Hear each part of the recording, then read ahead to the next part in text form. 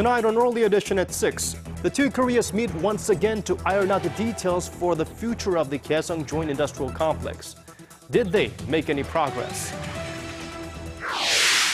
Korea posts quarter-on-quarter growth of more than 1% for the first time in 9 quarters. The economy is inching in the right direction, but will it hit the government's growth forecast of 2.8% for the year? And Spain is reeling after its worst rail accident in decades. Scores are killed and hundreds injured when a passenger train comes off the tracks. We'll have the latest on those stories and more coming up next.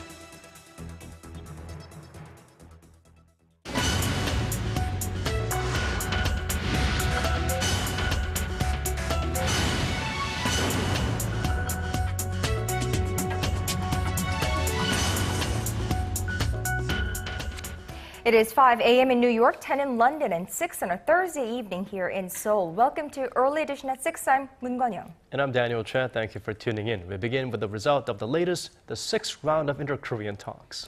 Right, the two Koreas held another round of working-level talks today, the 6th of their kind on this Thursday, as they try to normalize business operations at the InterKorean Gaeseong Industrial Complex. For the latest, let's connect live to our Unification Ministry correspondent Hwang Sung-hee at the Inter-Korean Dialogue headquarters. So, Sung-hee, what's the latest?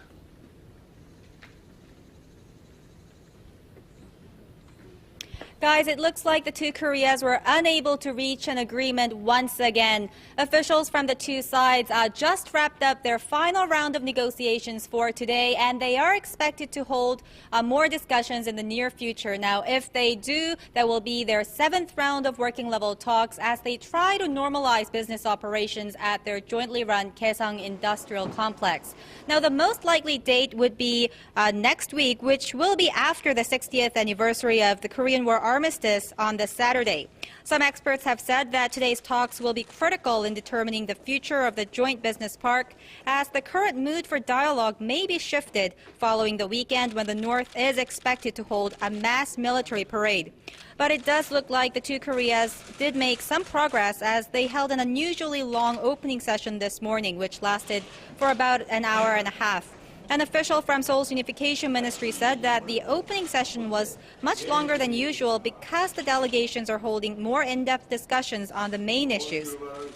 She said that South Korea once again stressed the need for the North to take responsibility for the current prolonged suspension of the complex and demanded safeguards against future closures. The North, in response, called for an immediate resumption of operations. The South Korean chief delegate is due to brief the reporters at Gaeseong once the two Koreas call it a day, and they did just now. So I will be able to get more details for you in our later newscast. Guys? All right, thank you, Sung-hee, for that. That was our Unification Ministry correspondent Hwang Sung-hee with the latest on the conclusion of the 6th round of Inter-Korean talks on the Gaeseong complex. Now, the South Korean Defense Ministry has submitted its midterm budget proposal for the next 5 years to the National Assembly for deliberation. The midterm plan primarily aims to enhance the efficiency of military operations and boost defense capabilities against North Korea's missile and nuclear threats. Our Defense Ministry correspondent Han Da-eun reports. South Korea plans to spend some 214.5 trillion won, or about 192.6 billion US dollars over the next 5 years to boost the nation's military operations and defense capabilities. Seoul's Defense Ministry on Thursday submitted a midterm budget proposal for the 2014 to 2018 fiscal year to the National Assembly for deliberation. The figures are about $13 billion higher than the 2013 to 17 fiscal year budget that was submitted last year. Operation expenses took up $129 billion, while the cost of beefing up defense capabilities stood at roughly $63 billion. The most important goal of the midterm plan, officials say, is increasing the portion of defense enhancement costs from the current 29% of total military spending to 34% by 2018. The defense enhancement costs include building Kill Chain, a preemptive missile destruction system, and KAMD, a homegrown missile defense system. Both of the indigenous defense projects were designed to deter North Korea's missile provocations. The ministry also plans to procure more weapons capable of precision strikes while on the move, such as K-2 battle tanks, next-generation multiple rocket launchers, and large attack helicopters. And in order to further promote defense industries, the ministry will expand investments of military research and development and increase the workforce of the nation's major defense-related agencies. And then, Arirang News. Now, staying at the nation's defense ministry, the Korean government says it will begin taking bids once again for a project that aims to replace the country's aging combat aircrafts. Now, Thursday's announcement came 20 days after the project hit a snag when all three bidders for the so-called fighter experimental project suggested prices much higher than the Korean government had projected. The Defense Acquisition Program Administration says it'll notify the three bidders, Lockheed Martin, Boeing, and the European Aeronautic Defense and Space Company, of the change by the end of this week and begin taking bids again in mid-August. If no successful bidder emerges after the process ends, the agency says it will seek alternatives and didn't rule out the possibility of increasing the project's budget. Meanwhile, Seoul and Washington on this Thursday concluded 2 days of talks aimed at finalizing the amount of money each side would contribute to keeping U.S. troops in this country. In the end, no agreement was made, but the two sides did commit to meeting again for more discussions next month. Arirang News' Kim Ji-yeon reports. The United States reportedly wants South Korea to cover more of the cost of having U.S. troops stationed on the Korean peninsula starting next year. South Korean media outlets are reporting that the U.S. asked South Korea to increase its contribution to at least $890 million US, citing federal budget cuts as the main reason. South Korea's counteroffer reportedly fell about $94 million short of that amount and argued that it was spending a significant amount of money already to keep U.S. troops in the country. It's also been reported that Washington is seeking a 50-50 split in cost sharing. The two sides also had a tug-of-war over the rate of increase to the defense costs. The South Korean side had proposed adding only the yearly inflation to this year's payment, estimated to be no more than 4%. But the U.S. has reportedly signaled that the rate should be higher. The two sides did agree on one thing during their two-day meeting, to meet again for a third round of talks sometime late next month. Kim Ji-yeon, Arirang News. Prosecutors are stepping up their efforts to collect a massive outstanding fine from former President Chun DooHwan. They have seized 3 properties owned by his second son, who rushed to sell 2 of them late last month before a law allowing the authorities to collect money from the former president's relatives went into effect. Kim Yeon-ji has more. This is a luxury apartment building in Itaewon, Seoul. One unit is 250 square meters and is valued at roughly $1.8 million US. 3 of the units were owned by former President Chun DooHwan's second son, Chun Jae-yong. But prosecutors have learned that the younger Chun hurriedly sold 2 of the units to an acquaintance late last month, on the same day that the National Assembly passed legislation giving the authorities more time to collect a massive fine the ex-president owes the country that's worth $146 million. The legislation also allows the authorities to investigate the former president's family members and collect hidden assets. Prosecutors say the ex-president's son arranged for his acquaintance to purchase 2 of the units to avoid his assets from being confiscated. Earlier this month, prosecutors seized all 3 apartment units and are currently investigating whether the president's son initiated an illegal transaction through his acquaintance. The former military strongman was in office from 1980 to 1988 and ordered a bloody crackdown on a pro-democracy movement in 1980. Chun was convicted in 1996 of mutiny and treason and was ordered to pay $192 million he had received in bribes. But the ex-president has only paid a quarter of the money so far and claims he's broke. Prosecutors have thus far confiscated 7 private safe deposit boxes belonging to relatives of the ex-president. The The boxes were found to contain some 50 bank books in the names of Chun's family members, as well as several pieces of expensive jewelry. Prosecutors are now tracing the bank accounts to see if they are linked in any way to the ex-president's slush fund. Kim Hyun-ji, Arirang News. Shifting to another story, the current President Park Geun-hye, is placing great emphasis on culture as part of her push to boost the economy by fostering creativity within different fields. She convened the first meeting of her Cultural Prosperity Committee Thursday morning to discuss ways to create a society in which everyone can consume and create culture. Our presidential office correspondent, Jin-ju, has the story. President Park Geun-hye says culture is the alchemy of the 21st century that adds great value to other industries. During the first meeting of her Cultural Prosperity Committee on Thursday, the president emphasized the importance of culture, saying that it will be one of the engines behind her push for a creative economy. She said that culture, when combined with science, IT, and more conventional industries, could inject new life into the economy, just as the Beatles and Harry Potter did for the British economy.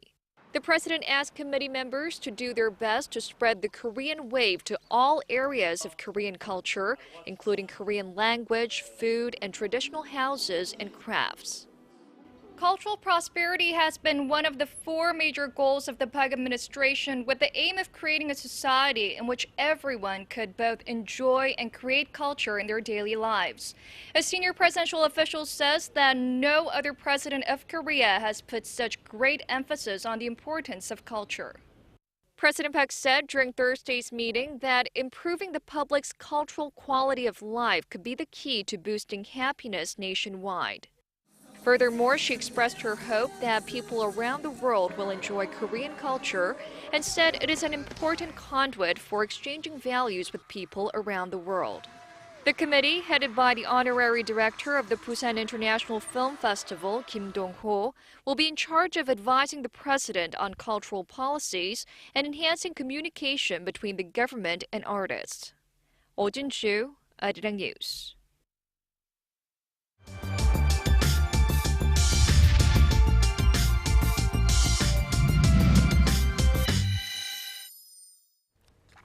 The Korean economy grew at its fastest pace in 2 years in the second quarter of this year, bolstered by government stimulus measures and a recovery in consumer spending. Right, so will the economy be able to meet the government's growth forecast of 2.8% for this year? Well, for the details of that and a prospect, we have Arirang News' Hwang Ji-hye joining us live from the News Center. So, Jia, before we get into the future, let's look back at the second quarter numbers that came out today regarding the nation's gross domestic product. Sure, Daniel. The Korean economy finally broke free from the trap that is growth in the 0% range. The Bank of Korea said Thursday that the nation's gross domestic product rose 1.1% in the April to June period from the previous quarter. It is the first time in 9 quarters that the country posted quarter-on-quarter growth of more than 1%. From the same period of last year, the economy expanded 2.3%. As you mentioned, stimulus measures played a big role in the recovery. Government spending rose nearly 2.5% in the second quarter from the previous 3 quarters, and an end to a contraction in private spending, which rose 0.6%, reversing from a 0.4% drop in the first quarter, also helped the nation's recovery. After the National Assembly approved a supplementary budget of more than $15 billion in May, President Park Geun-hye asked economic policymakers to prioritize spending in public projects. Coupled with extra fiscal spending, the central bank cut its key interest rate to help inject more money into the economy. Now, so Ji-hye, can we take this as a good sign? I mean, a sign that the economy might just reach that government's growth projection for this year? Well, Kwon-young, only time will tell, but experts are dubious and point out that the quarterly growth rate of private consumption still remains weak. The people's wage growth rate, which is a crucial factor in consumption, has been sluggish. Korea's slumping stock market and the sustained fall in real estate prices don't bode well for private consumption. And in fact, according to the Credit Finance Association, purchases made with credit and debit cards stood at around $120 billion in the second quarter this year, up a mere 4% from the same period a year earlier. This marks the lowest quarterly growth rate since the association started compiling the data in 2005. And I believe there are some other challenges facing the Korean economy, right? Right, Daniel. Experts say that the slowing growth in China, Korea's biggest trading partner, will limit Korea's export-driven growth for the rest of the year. Korea's exports rose 1.5% in the second quarter this year, slowing from a 3% increase in the previous quarter. China's economic growth came down to 7.5% in the second quarter this year, and there's more room for it to drop further. This will inevitably have an adverse impact on the Korean economy. So Ji-hye, so is there any optimism out there really about the Korean economy, being on track to recovery in the second half of the year? Kon-young, there are optimists out there who say that there is a chance that the second half could be stronger than the first, given the economic recovery the United States is currently showing. They say that the U.S.'s recovery could improve Korea's export conditions, which are heavily reliant on developed nations. Those optimists add that government spending will continue to boost the nation's economy in the second half of this year. All right, Ji-hye, thank you for that. That was Arirang's Hwang Ji-hye reporting on the outlook for the Korean economy in the second half of the year.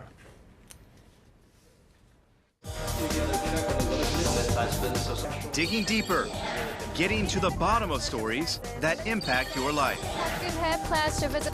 Talking with you on air and online. Connecting you with heroes and experts to help you understand the world's most pressing issues. News and current affairs at its best. With Moon Gun-young and Daniel Che on Early Edition at 6. Now shifting gears to the economy, Korean import prices rose by 2 Shifting our focus elsewhere across the globe, amid the ongoing political unrest in Egypt, the United States has decided to delay the planned shipment of 4 F-16 fighter jets to the North African country. It's the first direct indication that the Obama administration is concerned about the current situation in Egypt following the ousting of former President Mohamed Morsi by the military earlier this month. Arirang News' Park Ji-won reports. The U.S. has decided to halt the delivery of 4 F-16 fighter jets to Egypt. Given the current situation in Egypt, we do not believe it is appropriate to move forward with the delivery of F-16s at this time. The 4 jets are part of a previously arranged deal in 2009 between the two countries to send 20 F-16 jets to Egypt in 2013. While 8 of them were already delivered in January, the U.S. has not announced when it will reschedule the delivery of the jets. According to Pentagon spokesperson George Little, President Obama made a decision to send the Egyptians a signal that Washington is concerned about the current instability in Egypt following the ousting of Mohamed Morsi, the country's first democratically elected leader, earlier this month. The Obama administration is calling for a return to a civilian government. We remain focused on encouraging the interim government to move towards an inclusive process, which includes elections, civilian elections, and we're monitoring closely steps they're taking to do just that. Officials stressed, however, that the U.S. has not decided whether to suspend other military aid to Egypt, as completely cutting off U.S. military assistance to Egypt does not serve the best interests of the U.S. A joint military exercise between the two countries, scheduled for later this year, is to proceed as usual. The U.S. provides about $1.5 billion worth of military aid to Egypt every year. Park Ji-won, Arirang News. The U.S. House Foreign Affairs Committee has passed a bill to extend the existing Korea-U.S. civilian nuclear energy pact by 2 years. The bilateral accord is set to expire next March, but the bill would extend that to March 2016, allowing the two sides more time to iron out their differences before revising it. The bill must still pass the full House and the Senate before going into effect. Now, Seoul wants to be able to enrich uranium and reprocess spent nuclear fuel as its current nuclear waste facility is expected to reach capacity by 2016. But Washington is hesitant to agree to the demands on concerns over proliferation. In one of Europe's worst rail accidents, an express train derailed as it hurtled around a curve in northwestern Spain on Wednesday, killing 77 people and injuring more than 100. Now, according to Maria Pardos Rios, spokesperson for the Galicia Regional Supreme Court Thursday morning, at least 73 people died at the scene and 4 others died while hospitalized. Now, in Spain, judges typically record deaths that take place outside of hospitals. Officials say all 13 carriages of the train came off the track near the city of Santiago de Compostela.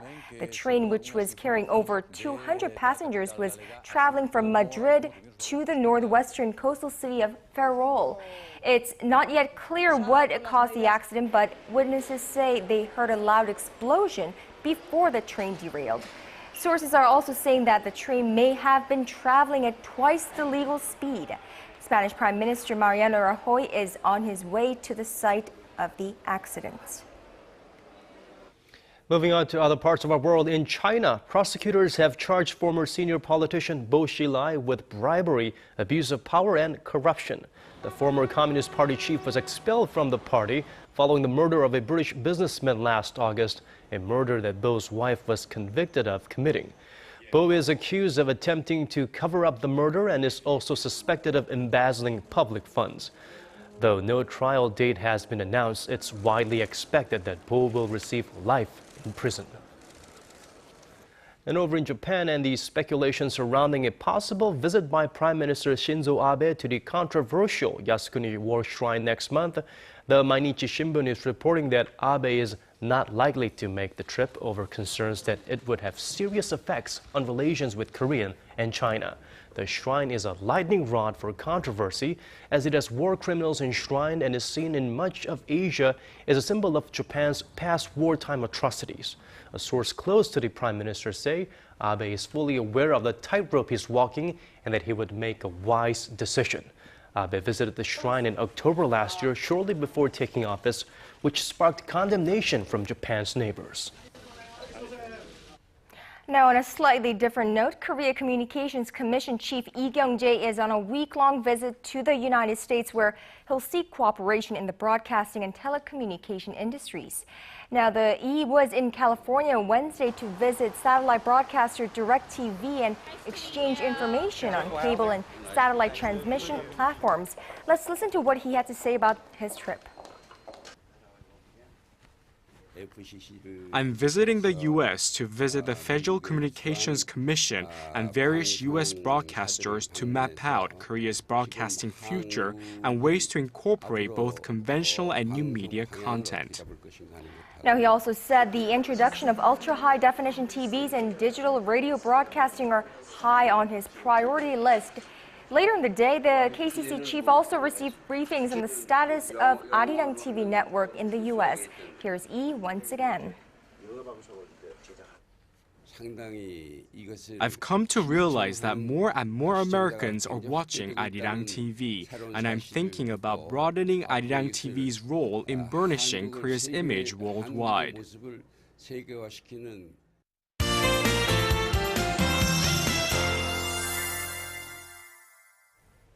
And now let's get a check on the weather conditions with our Hannah Kim, who is standing by. Hello there, Hannah. Thanks, Dan, and good evening, guys. Earlier this week, we were so worried about the heavy downpours, and now we are too busy hiding from the sun. Right, quite a drastic change, but the sun is very strong outside, and it worries me a little bit because I know UV radiation can do a lot of damage to our skin, Hannah. That's right, so you really need to wear sunscreen if you plan to be outdoors for an extended period of time, but it is definitely nice to have a break from the monsoon. Now, we will continue to have partly sunny skies until Sunday, where we'll have more rain. But this weekend, there are a lot of summer events like the 10th annual Mud Festival and the Cheeseon Valley Rock Festival. So I guess you can say that the weather is cooperating in our favor. If we take a closer look at tomorrow's forecast, Seoul will start off the morning at 23 and reach 33 in the afternoon. Meanwhile, cities in the south in the Gyeongsang province have blazing heat waves as Daegu and Busan peak to 35 and 32 degrees respectively. Down on Jeju Island, we may have scattered showers throughout the day, so make sure you have an umbrella. Daejeon will hit 34 while Dokdo tops out at 28. Well, that's all I have for you today. I'm Hannah Kim, and have a wonderful evening.